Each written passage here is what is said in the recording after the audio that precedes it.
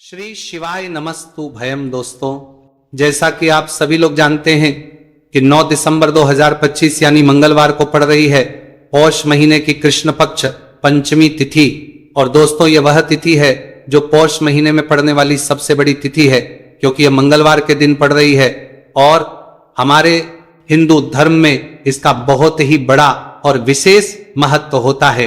पूज्य गुरु जी ने कहा है कि अगर कभी भी मौका लग जाए और पौष महीने की पंचमी तिथि मंगलवार को पड़ जाए तो आप लोगों को सिर्फ और सिर्फ 11 गेहूं के दाने वाला उपाय तो अवश्य ही करना चाहिए, क्योंकि इन दोनों तिथियों का संयोग बहुत ही कम आता है। इसी के साथ दोस्तों, गुरुजी ने कहा है कि जब भी पौष महीने की पंचमी तिथि पड़े तो आप लोगों को सिर्फ और सिर्फ 11 गेहूं के दाने वाला उपाय तो अवश्य करना। यह उपाय इतना खास है कि अगर आपने सही मुहूर्त पर सही क्रिया अनुसार 11 गेहूं के दाने वाला उपाय कर लिया, जो प्राचीन काल के समय का महा उपाय है, तो मान के चलिए दोस्तों, महादेव जी के आशीर्वाद से आपके जीवन का कितना ही बड़ा दुख हो उससे आपको मुक्ति मिल जाएगी। आपकी कोई भी मनोकामना हो, मान लीजिए आप नौकरी की तैयारी कर रहे थे तो आपकी नौकरी लग जाएगी, आपका बंद पड़ा व्यापार चल पड़ेगा। और दोस्तों, आप जिस बीमारी से आप बहुत दिनों से परेशान थे उस बीमारी से आपको मुक्ति मिल जाएगी। आपके जीवन में धन आना शुरू हो जाएगा, आपके जीवन में धन आने के नए नए रास्ते खुल जाएंगे। और मान के चलिए दोस्तों, फिर आपको किसी भी प्रकार की परेशानी का सामना नहीं करना पड़ेगा।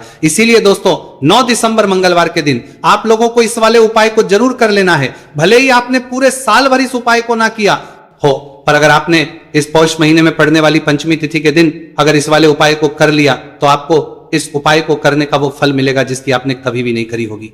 इसीलिए आप लोग इस गेहूं वाले उपाय को एक बार जरूर कर लेना, ताकि आप लोगों के हाथ से यह मौका ना जा सके और आपको इस उपाय को करने का फल मिल सके।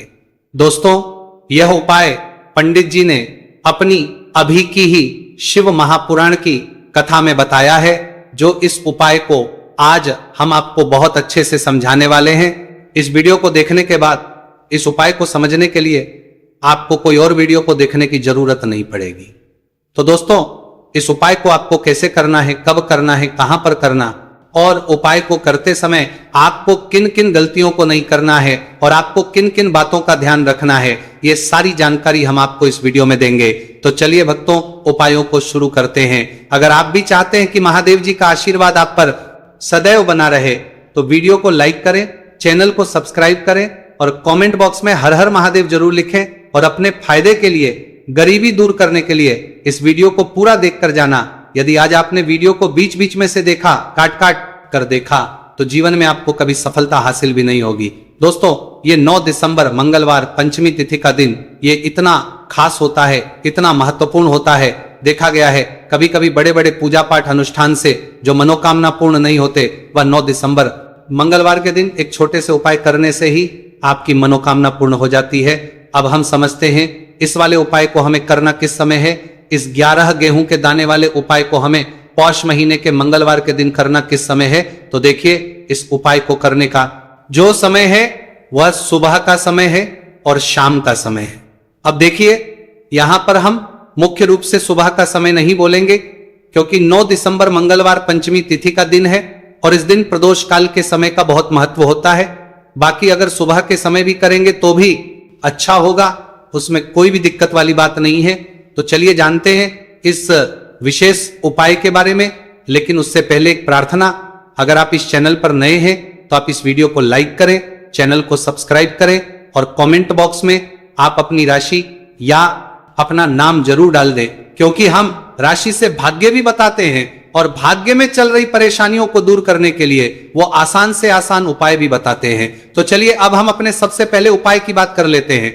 देखो, गुरुजी ने कहा है कि अगर मंगलवार के दिन पंचमी तिथि पड़ जाए तो इस दिन आपको 11 गेहूं के दाने वाला उपाय तो अवश्य ही करना चाहिए। देखो, ये उपाय यदि आपके जीवन में कर्जा बहुत अधिक है, आपके जीवन में संकट बहुत अधिक रहते हैं, आपके ऊपर बहुत अधिक विपदा आ रही है, बार बार आपको अपने व्यापार में और अपने धन में हानि देखने को मिल रही है कि आपको प्रत्येक कार्य में हानि हो रही है, तो आपको यह उपाय करना चाहिए। देखिए, इस उपाय के लिए आपको 11 गेहूं के दाने आपको लेने हैं। ठीक है, 11 दाने लेने के बाद में आपको जरूरत होगी चावल के दानों की। 11 चावल के दाने और 11 गेहूं के दाने, और चावल के दाने खंडित नहीं होने चाहिए। अब आप कहोगे भैया गेहूं कहां से लेने?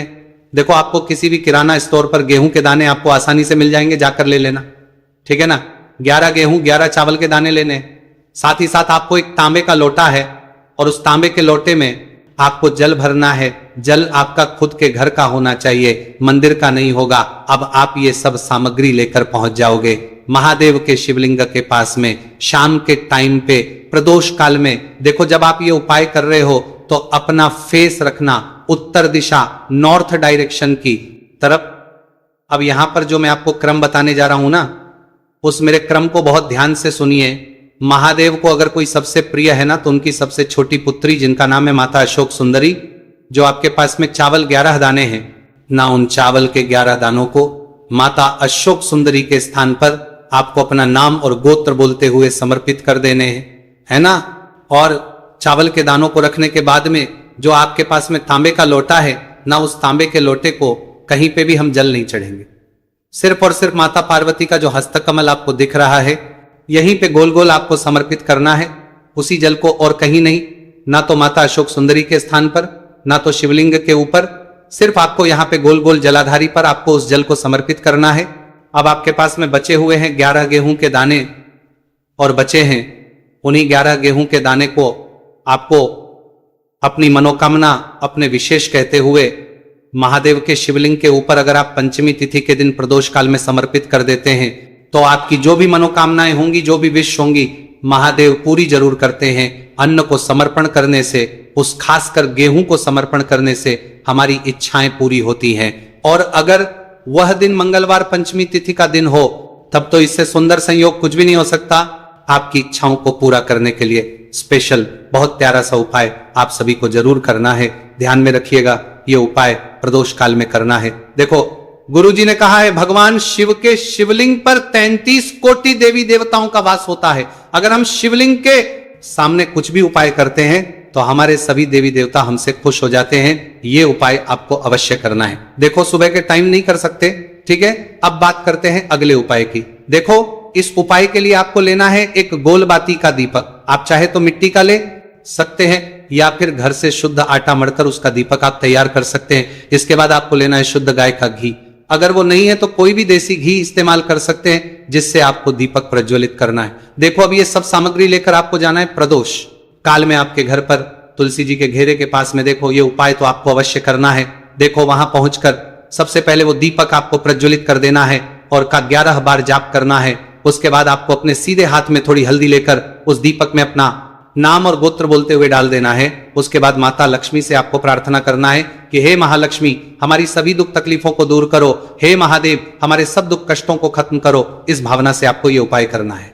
चलिए अब बात कर लेते हैं दूसरे उपाय की। दोस्तों आप सभी जानते हैं कि मंगलवार पंचमी तिथि का दिन समर्पित होता है भगवान महादेव को या कि माता पार्वती को। पंचमी तिथि का दिन समर्पित होता है और जब भी हम शिवलिंग के ऊपर कोई भी उपाय करते हैं तो इससे हमें एक साथ भगवान महादेव की ओर माता पार्वती की कृपा प्राप्त हो जाती है। देखिए दोस्तों गुरुदेव ने बताया है कि मंगलवार के दिन किया जाने वाला यह सबसे खास और सर्वश्रेष्ठ उपाय है। 7 चने की दाल लेनी है। देखिए आप 7 चने की दाल भी ले सकते हैं या फिर 11 भी ले सकते हैं, 21 या फिर 108 चने की दाल ले सकते हैं। यदि आप 21 चने की दाल लेते हैं तो यह आपके उपाय के लिए अत्यधिक सर्वोत्तम होता है। तो इस प्रकार से आप कम से कम 7 चने की दाल ले सकते हैं और अधिक से अधिक आप 108 चने की दाल ले सकते हैं। अब देखिए इसी के साथ में आपको मात्र एक लोटा शुद्ध जल लेना होगा तांबे के पात्र के अंदर अपने ही घर से, और साथ ही में आपको मात्र 1 से 2 गू के टुकड़े भी लेने हैं। देखिए मंगलवार पंचमी तिथि का दिन भगवान महादेव को होता है। आपको ये जो सारी सामग्रियां हैं इन्हें लेकर के पहुंच जाना है भगवान शिव के मंदिर में। इस उपाय को आप सुबह से लेकर के शाम तक किसी भी समय में कर सकते हैं, लेकिन यदि आप शाम के समय इस उपाय को करते हैं तो यह उपाय आपके लिए और अधिक सर्वोत्तम होता है। तो यदि आपको प्रदोष काल के समय में मिल जाता है तो फिर आप प्रदोष काल में भी कर सकते हैं या फिर आप पूरे ही दिन में किसी भी समय इस उपाय को कर सकते हैं। शिव मंदिर पहुंचने के बाद सबसे पहले तो आपको दक्षिण दिशा में बैठ जाना है। उत्तर दिशा की तरफ आपको अपना मुख कर लेना है। लेकिन यदि शिवालय में भीड़ है, शिव मंदिर में भीड़ है, तो फिर आप किसी भी दिशा में बैठकर इस उपाय को कर सकते हैं। तो देखिए सबसे पहले आपके पास जो गुड़ के टुकड़े हैं, जो आप गुड़ के टुकड़े लेकर के आए थे, उन्हें आपको शिवलिंग के सामने ही जो आपके पास एक लोटा जल है उस पात्र में आपको ये गुड़ के टुकड़े डाल देना है। इसी के साथ में आप जो चने की दाल लेकर के थे, चाहे आप 7 चने की दाल लेकर के आए हैं, 11-21 जितने भी आप चने की दाल लेकर के आए हैं, इस चने की दाल के ऊपर आपको जो आपके पास गुड़ वाला जल आपने तैयार किया है, इसमें से थोड़ा सा जल आपको इस चने की दाल पर डाल लेना है। अब देखिए आपके पास जो गुड़ वाला जल है, इसमें से सबसे पहले थोड़ा सा जल आपको श्री गणेश जी वाले स्थान पर समर्पित कर देना है, श्री शिवाय नमस्तु भयम इस मंत्र का जाप करते हुए। फिर थोड़ा सा जल आपको श्री कार्तिकेय जी वाले स्थान पर समर्पित करना है, श्री शिवाय नमस्तु भयम इस मंत्र का जाप करते हुए। फिर थोड़ा सा जल आपको माता अशोक सुंदरी वाले स्थान पर भी समर्पित करना है, श्री शिवाय नमस्तु भयम इस मंत्र का जाप करते हुए। फिर थोड़ा सा जल आपको माता पार्वती के हस्त कमल पर समर्पित करना है और आपको श्री शिवाय नमस्तु भयम इस मंत्र का जाप कर लेना है। अब देखिए दोस्तों, आपके पास जो साजल और शेष बचेगा, इसमें से आपको केवल थोड़ा सा जल शिवलिंग पर अर्पित कर देना है और अंत में आपको उस पात्र में थोड़ा सा जल और शेष बचाना है। पूरा जल आपको शिवलिंग पर अर्पित नहीं करना है, अंत में आपको थोड़ा सा जल और शेष बचाना है। अब देखिए, आप जितनी भी चने की दाल लेकर के आए हैं, अगर आप 7 चने की दाल लेकर के आए हैं तो आपको 7 बार श्री शिवाय नमस्तु भयम इस मंत्र का स्मरण कर लें। यदि 11 चने की दाल लेकर के आए हैं तो फिर आपको 11 बार इस मंत्र का जाप करना है। जितनी भी चने की दाल लेकर के आए हैं उतनी बार आपको श्री शिवाय नमस्तु भयम इस मंत्र का जाप करना है और फिर आपको ये जो चने की दाल है इसे शिवलिंग के ऊपर ही समर्पित कर देनी है। लेकिन आपको यह चने की दाल बृहस्पतेश्वर महादेव का स्मरण करते हुए ही शिवलिंग पर अर्पित कर देनी है और आपको अपनी मनोकामना को भी बोल देनी है। आप जो भी मनोकामना है, चाहे वो धन प्राप्ति को लेकर हो, नौकरी से संबंधित हो, विवाह से संबंधित हो, या फिर आपके मकान जमीन जायदाद से संबंधित हो, चाहे ग्रह क्लेश से संबंधित हो, या फिर किसी भी प्रकार की जो मनोकामना है उसे आपको बृहस्पतेश्वर महादेव से परिपूर्ण करने की प्रार्थना कर लेनी है। और इसके बाद आपके पास जो पात्र के अंदर थोड़ा सा से जल और बचा हुआ था, इसे भी आपको धीरे धीरे भगवान शिव की पर ही अर्पित कर देना होगा। श्री शिवाय नमस्तु भयम इस मंत्र का जाप करते हुए पूज्य गुरु जी कहते हैं कि पौष महीने का मंगलवार पंचमी तिथि को जो भी व्यक्ति इस प्रकार से यह चमत्कारिक उपाय कर लेता है तो उसकी जो मनोकामना है वह भगवान लक्ष्मी नारायण की कृपा से तथा महादेव की कृपा से बहुत ही जल्द परिपूर्ण हो जाती है। बात करते हैं अगले उपाय की। देखो, इस उपाय के लिए आपको मात्र 2 लौंग लेनी होगी, या कि आपको लौंग का जोड़ा लेना है। 2 फूल वाली आपको लौंग लेनी है। लौंग का जोड़ा कहीं से भी खंडित नहीं होना चाहिए, इस बात का ध्यान रखें। इसी के साथ में आपको लेना होगा लाल चंदन का पाउडर। देखिए, यदि आपके पास लाल चंदन की लकड़ी है तो उसे घिसकर भी आप चंदन के रूप में प्रयोग कर सकते हैं। यदि पाउडर है तो उसका भी आप अपने उपाय के लिए प्रयोग कर सकते हैं। देखिए, चंदन जो है वो तेज का प्रतीक माना गया है और साथ ही साथ जीवन के अंधकार को दूर करने का प्रतीक माना गया है। अब इसी के साथ में आपको मात्र एक तांबे के पात्र के अंदर शुद्ध जल लेना होगा अपने घर से। अब दोस्तों, ये तीनों सामग्री लेकर के सीधे आपको पहुंच जाना होगा भगवान शिव के मंदिर में। देखिए, इसी के साथ में आपको एक गोलबाती का दीपक भी लेना होगा। दीपक आप मिट्टी का भी ले सकते हैं, शुद्ध आटा मढ़कर उसका भी तैयार कर सकते हैं, और दीपक में आप शुद्ध घी का प्रयोग करना है। लेकिन जैसे ही आप इन सभी सामग्रियों को मंदिर में लेकर के पहुंचेंगे, मंदिर में जैसे ही आप चौखट के वहां पर पहुंचेंगे तो मंदिर की चौखट के सीधे तरफ आप जो अपने साथ एक गोलबाती का दीपक लेकर के आए हैं उसे आपको सबसे पहले तो प्रज्वलित कर देना है। यानी कि जैसे ही आप मंदिर की चौखट के वहां पर प्रवेश करते हैं तो उसके सीधे तरफ आपको यह गोलबाती का दीपक प्रज्वलित कर देना है। अब देखिए, जैसे ही यह दीपक प्रज्वलित करेंगे तो आपकी जो भी मनोकामना है उससे आपको बोल देना है। आप इस दीपक को इस प्रकार से प्रज्वलित करने के बाद इन सभी सामग्रियों को शिवलिंग के पास में लेकर पहुंच जाना है। अब देखिए दोस्तों, आपके पास जो एक तांबे के पात्र के अंदर शुद्ध जल है उसमें से आपको केवल आधा लोटा जल ही भगवान शिव के शिवलिंग पर अर्पित करना है। आधा लोटा जल आपको उसी पत्र के अंदर बचा लेना है। अब दोस्तों, पास जो 2 लौंग है यानी कि लौंग का जोड़ा है, उससे आपको अपना नाम और अपने गोत्र को बोलते हुए आपकी जो भी समस्या चल रही है, आपके जीवन में जो भी परेशानी उत्पन्न हो रही है, उन्हें आपको बोल देना है। और ये जो लौंग का जोड़ा है इसे आपको भगवान शिव के शिवलिंग पर अर्पित कर देना है। जैसे आप ये 2 लौंग शिवलिंग पर चढ़ाएंगे तो अपना हाथ जो है वहां पर आपको रखना है और महादेव से आपको करनी है कि मेरे जीवन की ये जो परेशानियां है ये सभी दूर हो जाए, यानी कि आपके जीवन में धन की संबंधित परेशानी चल रही है, कर्ज की समस्या चल रही है, बच्चों का पढ़ाई लिखाई में मन नहीं लग पा रहा है, घर के जो आर्थिक संकट है वह सभी दूर हो, व्यापार आपका ढंग से नहीं चल पा रहा है, घर में रोग की स्थिति बनी हुई है, यानी कि जिस भी प्रकार की आपकी समस्याएं हैं उसे आपको बोल देना है और महादेव से इन सभी समस्याओं को दूर करने के लिए आपको प्रार्थना कर लेनी है। अब देखिए दोस्तों, आपने जो 2 लौंग शिवलिंग पर समर्पित की थी उससे आपको वहां से उठा लेना है और इन दोनों लौंग को आपको शिवलिंग से उठा करके सीधे उससे जल के पात्र के अंदर डाल देना है, यानी कि अपने आधा लोटा जल और बचाया हुआ था उसी के अंदर आपको ये 2 लौंग डाल देनी है और साथ में आप जो लाल चंदन ले आए थे उस लाल चंदन को भी आपको उसी पात्र के अंदर डाल देना है, यानी कि आधा लोटा जल और बचा हुआ है तो उसी आधे लोटे जल के अंदर आपको ये लाल चंदन भी डाल देना है।